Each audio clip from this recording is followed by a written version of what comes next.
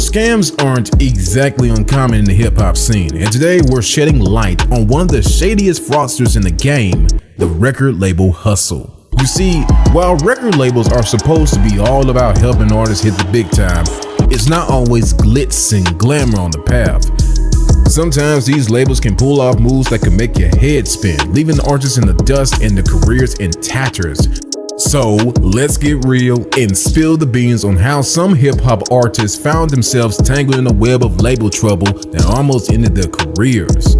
Stick through the end to hear about how TLC, a highly successful group, found themselves filing for bankruptcy at the peak of their career because of record label mismanagement.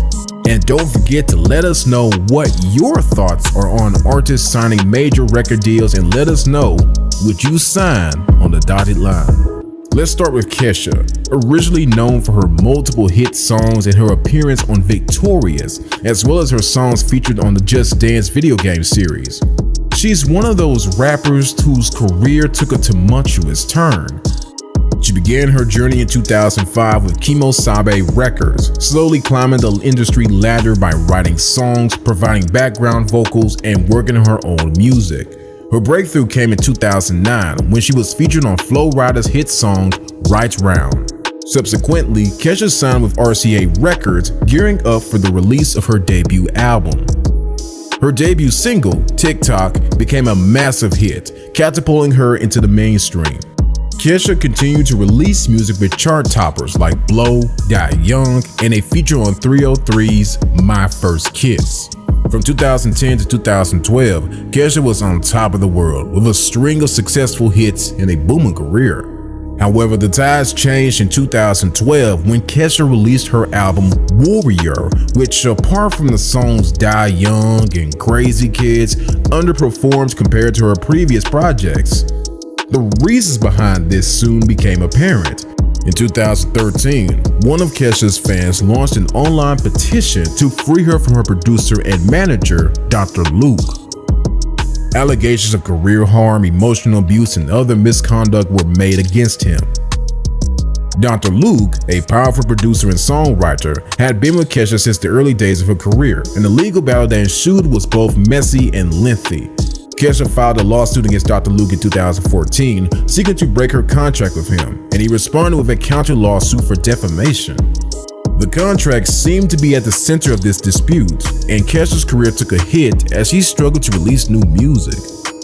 During this tumultuous period, Kesha received support from fellow artists like Taylor Swift, Lady Gaga, Demi Lovato, and Ariana Grande.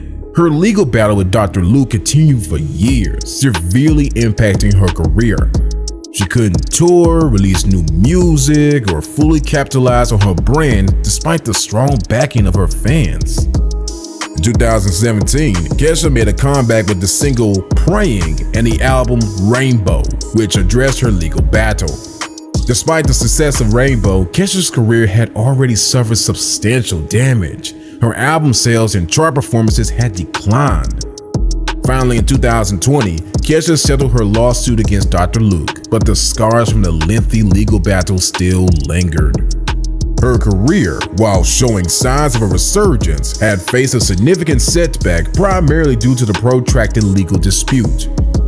Moving on, we have a young and energetic artist named Desiigner, who burst onto the music scene at just 19 years old with a song that would soon become a sensation, Panda.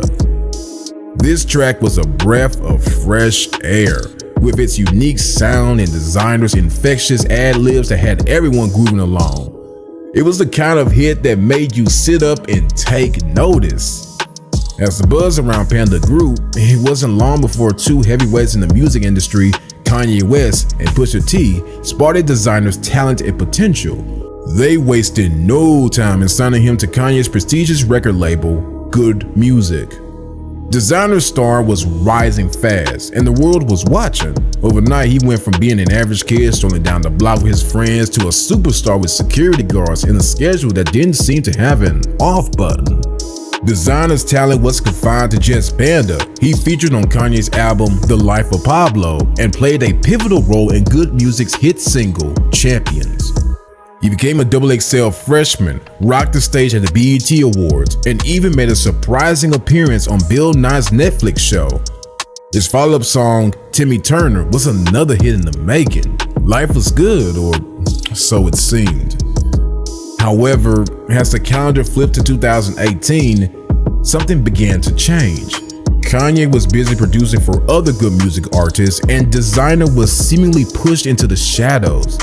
Despite his announcements of forthcoming albums, all we got was an EP titled LOD, with his team clarifying that it wasn't a full album. This raised eyebrows, and it appeared that Desiigner's label, Good Music, might not be playing fair. Good Music had its share of issues, and Desiigner was bearing the brunt of it. He vented his frustration in a music video, suggesting that Kanye was crazy and that he was essentially doing most of the work himself. Desiigner also took to Twitter, pleading to be released from his label. It was clear that they were holding him back, and he didn't release a single solo track throughout 2019. Finally, in late 2019, he was released from Good Music, and you could almost feel his excitement when he declared, "I could drop anywhere, anytime." He was finally free from the label's constraints, living every artist's dream. After parting ways with Good Music, Desiigner began releasing more music, but the damage was already done.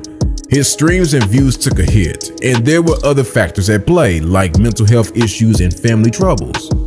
But one can't help but wonder what might have happened if he dropped a Kanye-produced album in 2018, alongside other Kanye projects. Perhaps his career might have had more staying power.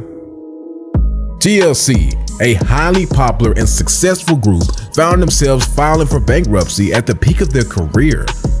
The group's formation dates back to 1990, when they were originally known as Second Nature. After Crystal Jones left, Tony Watkins and Lisa Lopez joined, and the group was renamed TLC. They signed with Pepitone Records and later LaFace Records, with their music distributed by Arista Records.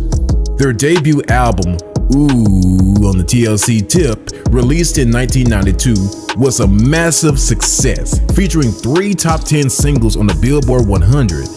TLC embarked on a national tour, which revealed Tony's Watkins' struggle with sickle cell anemia, leading to significant medical expenses. In 1995, TLC filed for bankruptcy, declaring $3.5 million in debt. Their financial troubles were attributed to various factors, including excessive expenses charged by their label, Arista Records, which covered everything from travel to marketing. Additionally, Lisa Lopez had legal issues and incurred expenses related to arson. TLC revealed their financial woes during their Grammy speech, highlighting how despite their album's success, they faced significant financial challenges. They had renegotiated their contract with LaFace Records, but the damage had been done. The group's third album, Fan Mail, was a massive success, but it also revealed internal tensions, leading to a temporary hiatus. Tragically, Lisa Lopez passed away in a car accident, causing further emotional turmoil. Despite these challenges, TLC made a comeback in 2015 with a Kickstarter campaign to fund their self-titled album. While they were able to return to the music scene, it is likely that their financial issues, including disputes with their label, impacted their overall career trajectory. But remember, for every artist who fell victim to their record label, there are others who thrived under the same system.